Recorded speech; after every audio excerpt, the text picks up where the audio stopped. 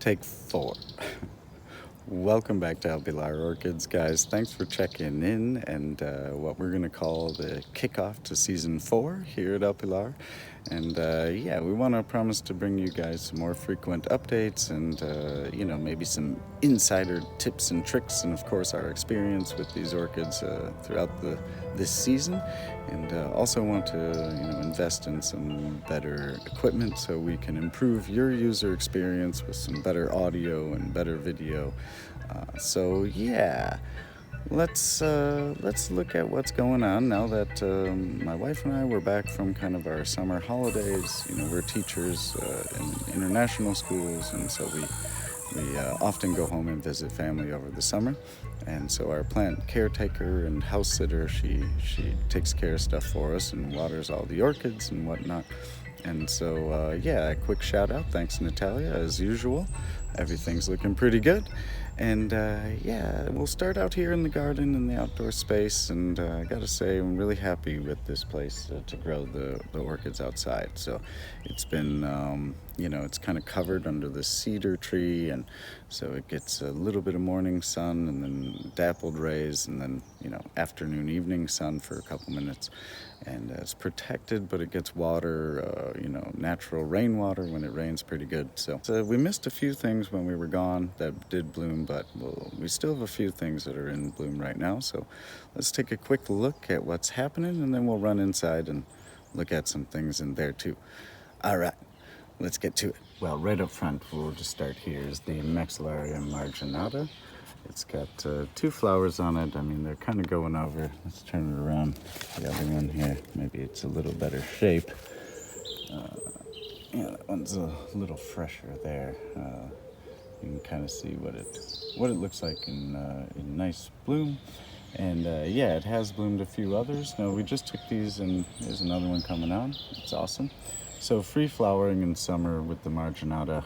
We just took these cuttings in late winter from the mother plant, which actually is out here too. We'll take a quick look at the mother plant.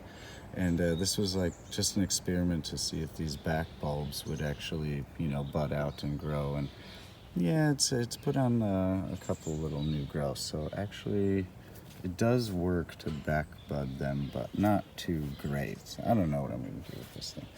Anyway, that's the marginata. And then one other thing we noticed, so the Area hyacinthoides.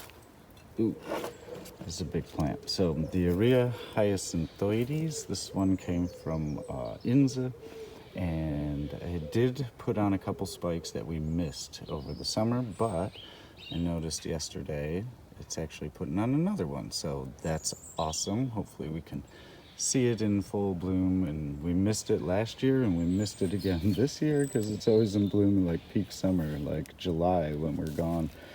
So it's great. It's putting on another one, and we can actually enjoy it.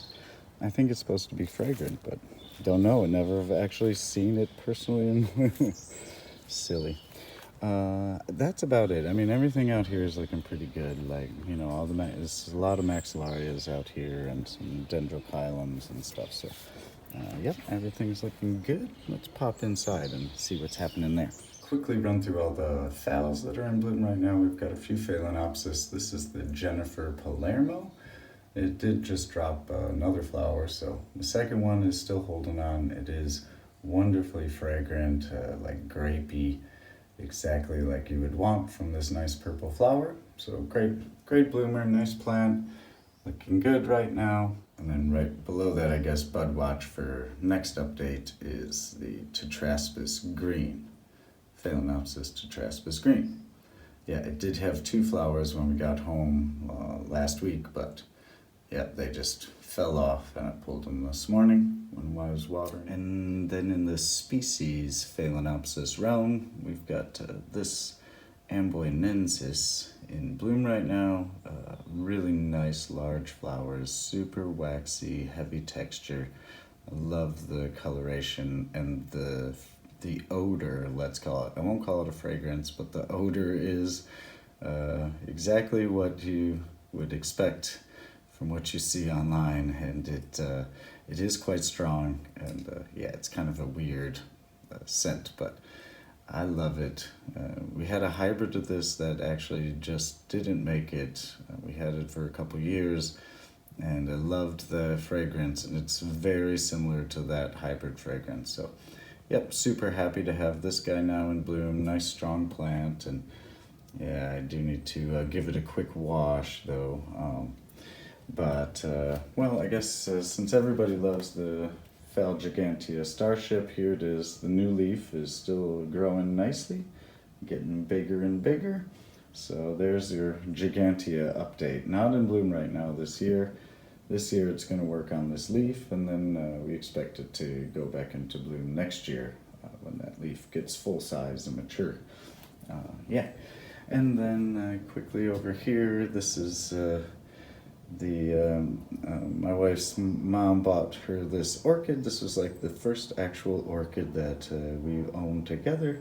Blooms every summer. Yeah, nice pink, no ID Phalaenopsis. So super to have this one. It's like a permanent orchid in our collection, of course. And then one last Phalaenopsis. This hybrid is in bloom now. We haven't seen it actually in a minute. We kind of let the potting over go on this one longer than we should, and the plant got set back a little bit. But now it's getting back on track. So this is the Phalaenopsis Germain Vincent.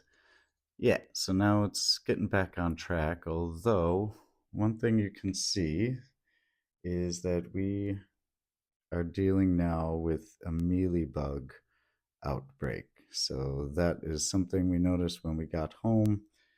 Have quite a few plants that have mealies on them, and I'll show you a couple of the worst ones right now. I'm just gonna go with the phone microphone because the other one is failing. So yeah, that's what I mean. I gotta get new equipment, get you guys better videos. Anyway, take whatever 20 mealybugs, you gotta deal with them. So you can see this morning I found these here, and underneath this leaf on this little guy, you can see massive mealybug outbreak, and then this one has one or two on it. So I want to keep touching them and moving. I gotta wash these today immediately. New chore, and just a tip for you newer growers maybe.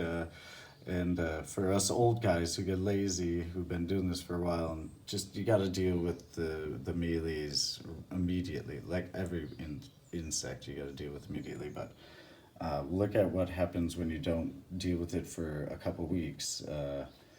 So this is what a couple weeks of outbreak with mealies looks like when it's not dealt with. And yeah, this is not Natalia's fault. Again, this is just because there was mealies. I don't expect her to deal with all the insects and everything. She's just watering. So this is like our fault that they were in our collection and I didn't clean them up good before we went. And anyway, pretty sad. This is the Schilleriana, Phalaenopsis schilleriana, and this is the Stewartiana. So two mottled leaf. They're like our only mottled leaf species. We've had them for a while, both these plants, and it's gonna be a while before this will recover, if we can get it to recover. So pretty disappointed with ourselves there, but yep, gotta just go to mealybug battle today. That has to happen now. But in some positive news, here let's look at a couple Paphiopedilums. So this Paphiopedilum, a beautiful multifloral, really long petals, nice like big flowers. You can see so for scale, so nice long petals there. But it was actually sold to us as an adductum. So Paphiopedilum adductum is what the tag said, but that is not what this is. This is actually a hybrid. Pretty sure this is Sinying Anita. So anyways, either way, it is a nice Paphiopedilum, big strap leaf path. You can see there, and it does have the start of new growths coming on down at the base. I don't know if you can see that little tiny green thing there coming up there. So, yep, that's a nice, healthy Paphiopedilum. Beautiful flower, but yeah, it's not what I wanted, and it takes up some space, so I think I'm going to try to sell this plant. Yeah, sad, because it is really nice, and it lasts a long time. So this was in bloom, actually, before we left the first one or two started to open up. We grow it in semi-hydroponics like all of our Paphiopedilums.